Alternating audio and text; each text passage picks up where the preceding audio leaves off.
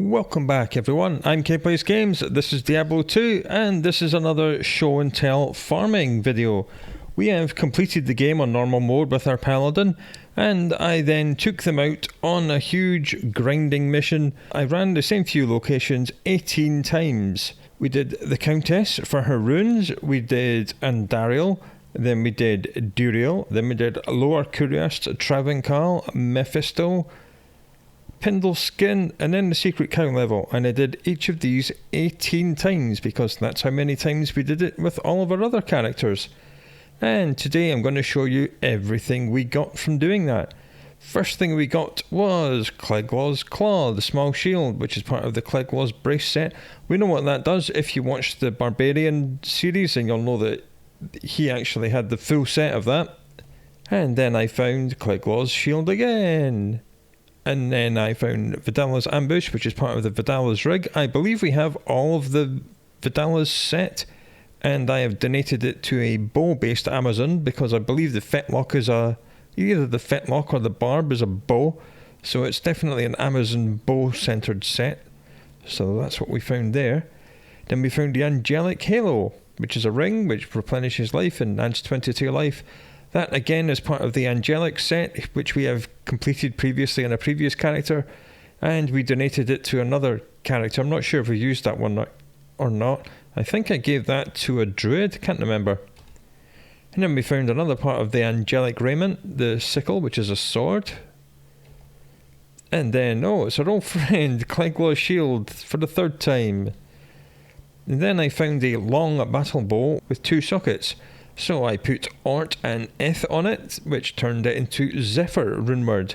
That's all the stats it does. As you see, it casts Twister, 25% faster run walk, adds 1 to 50 lightning damage, and a whole load of other things. So I donated that to our faithful companion. And then, I wasn't even looking for yellow scepters, but I thought, scepters are sometimes really good for paladins, so I picked it up, even though it wasn't unique or a set item, and it turned out to be absolutely amazing.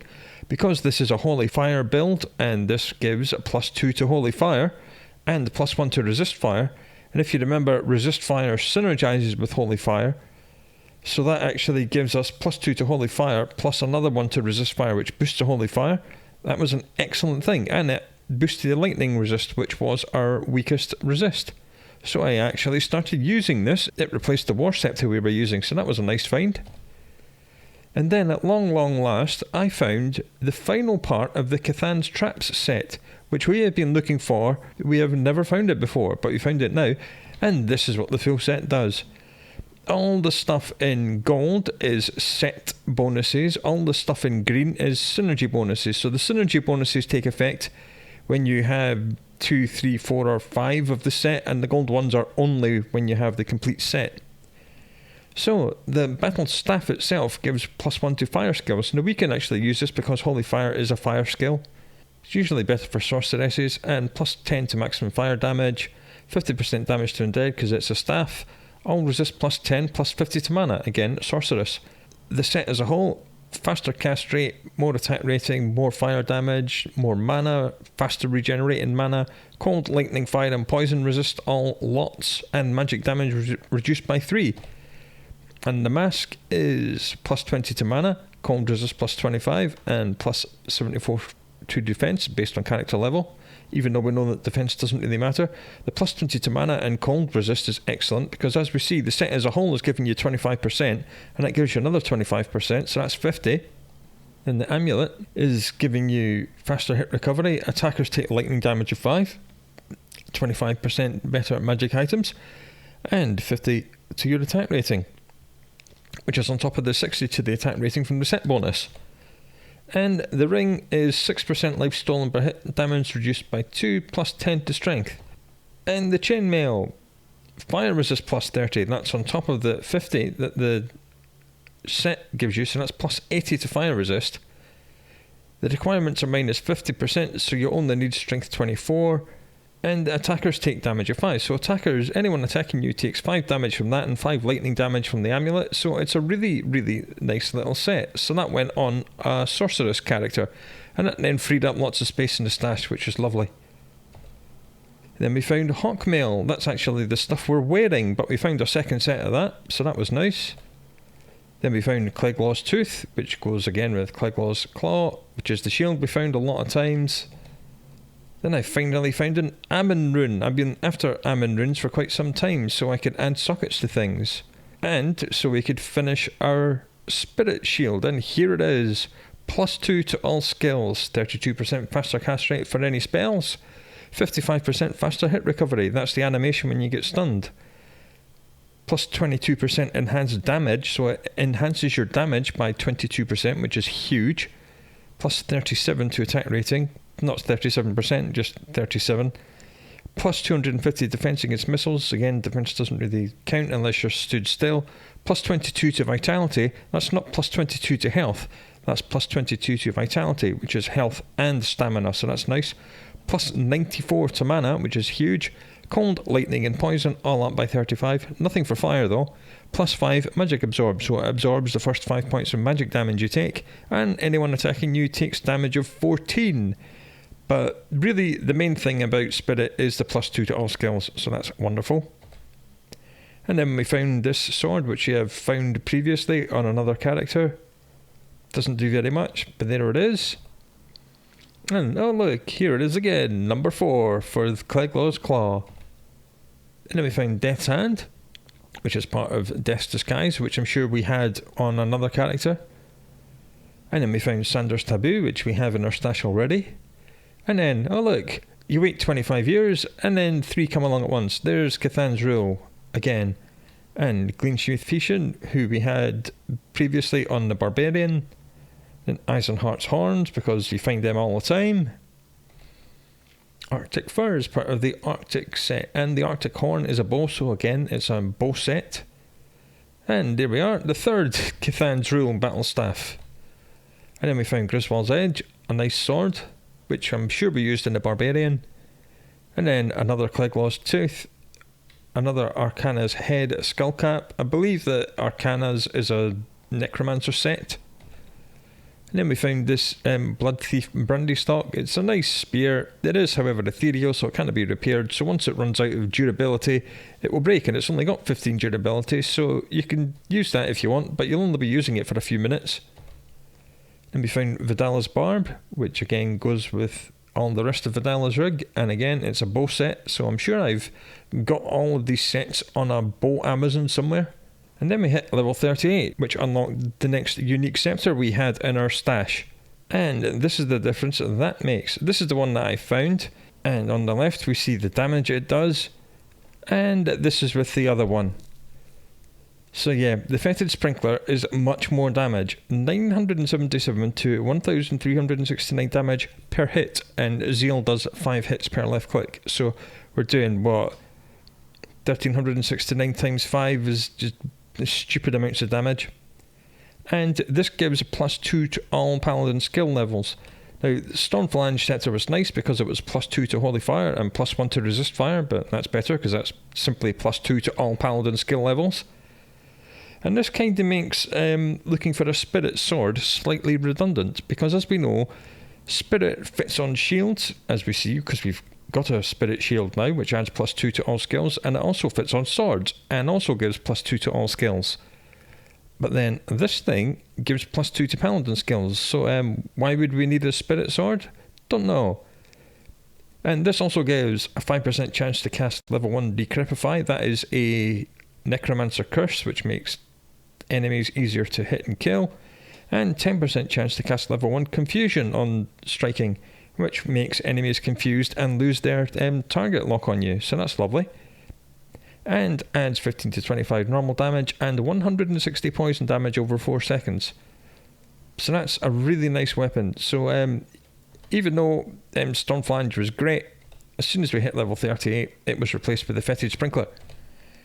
And then we found a Berserker's Axe, and as you know, if you watched the Barbarian series, he had the full Berserker's gear.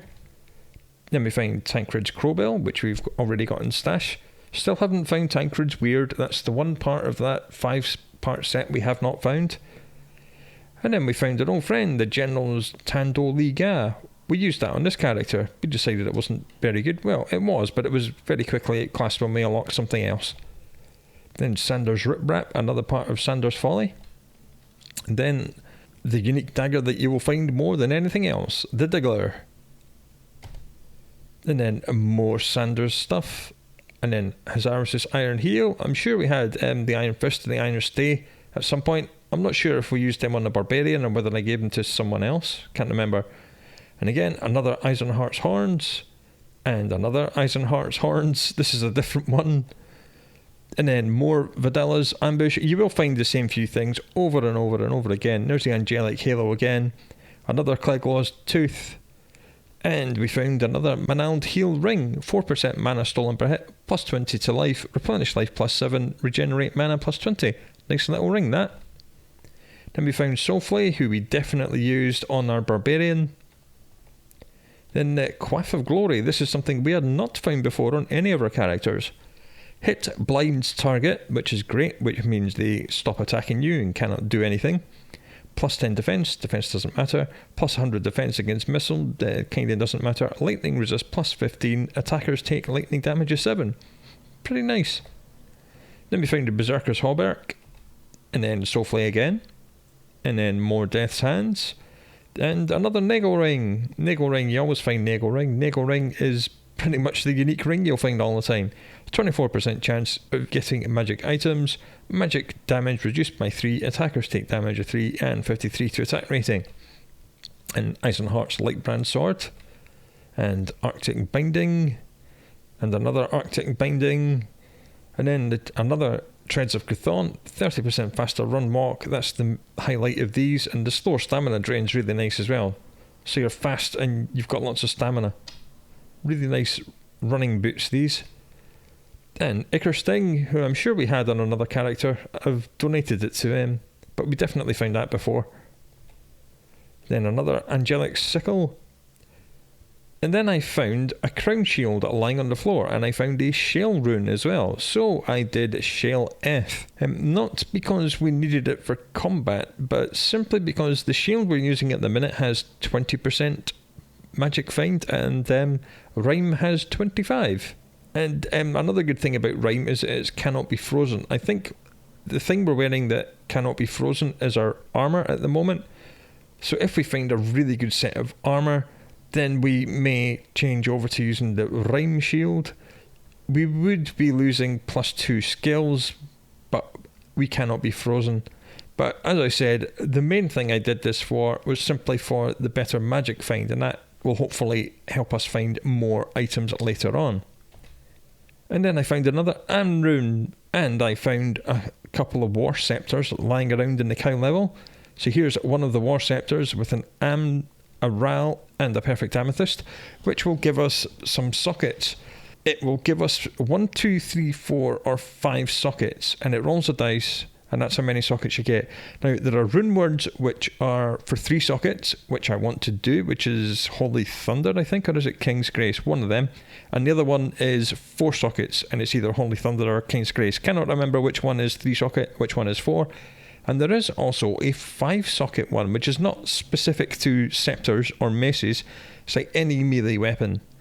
So if we rolled a 3, a 4, or a 5, or a 6, then we would get 3, 4, or 5 sockets, and I could do a rune word with any of those.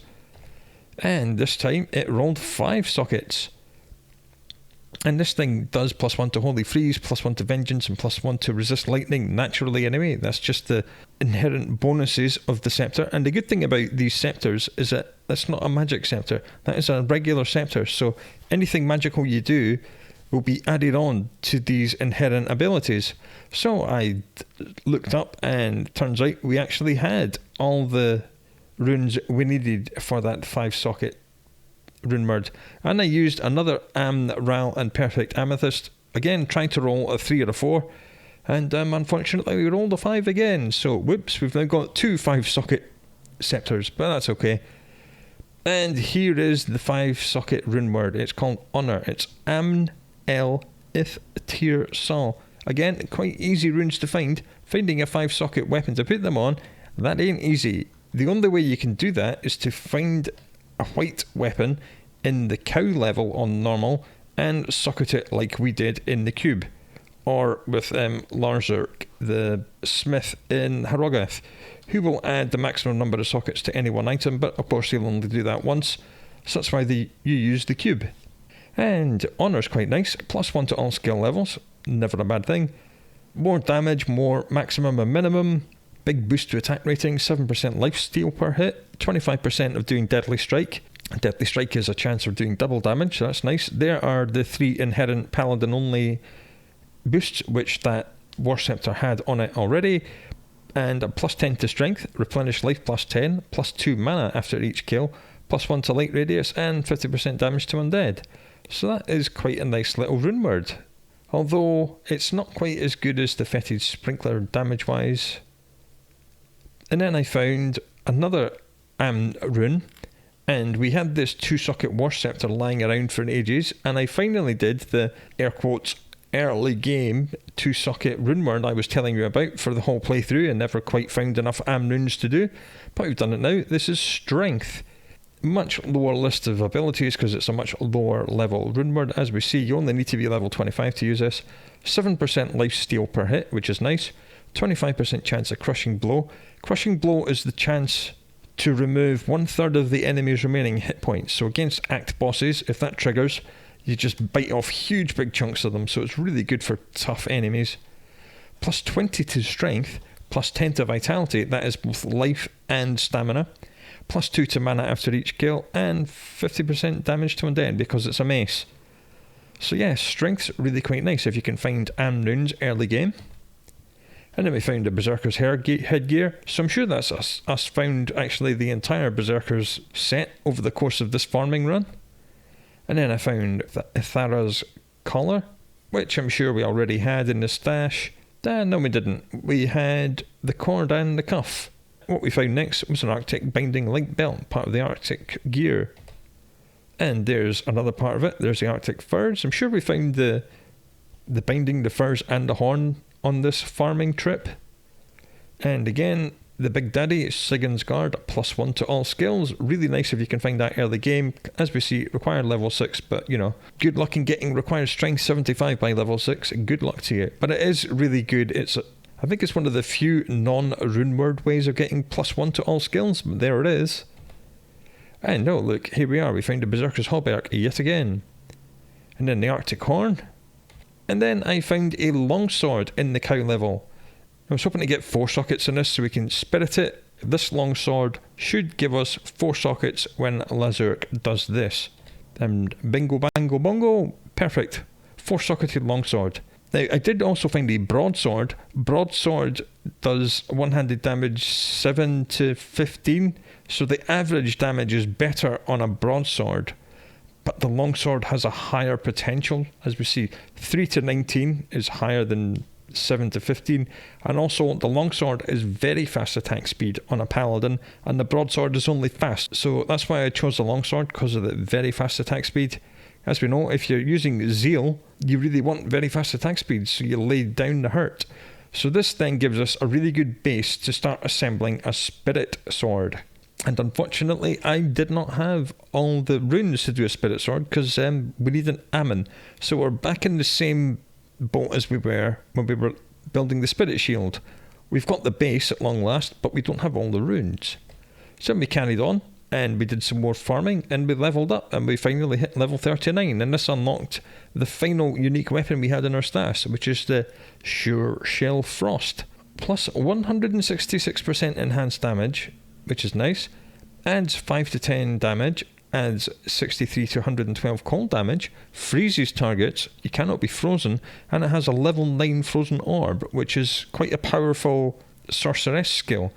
And at level 9 it does a decent amount of damage, and this gives you 50 charges of that. So yeah, this is all about freezing things. This is the Fetid Sprinkler. As we see, we leveled up and we put more points into all the relevant skills.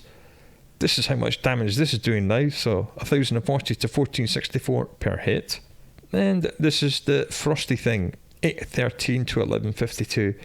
Doing cold damage is always nice, and the frozen orb would be nice, but it's a lot of micromanagement to be casting that and hitting things with zeal, so I just got rid of that, and we kept the Fetid Sprinkler. And then we found Dimmock's Hue Bardiche.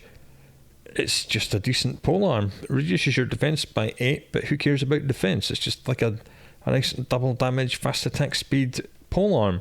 And that was everything I found in the 144 dungeons that I ran. So, I think I shall now go and begin a nightmare run with this Paladin, using the Spirit Shield and all the other good stuff that we found and equipped. And we'll see how far Holy Fire can take us through Nightmare. I mean, these farming runs got ridiculous because we didn't level up twice. And that meant that our skills were improving all the time. And even in the cow level, I never actually hit anything. I just kind of stood there and everything died around me in the whole screen. So yeah, I think Nightmare might be quite easy. But do come back for that, and do look after yourself until then. And I will see you later.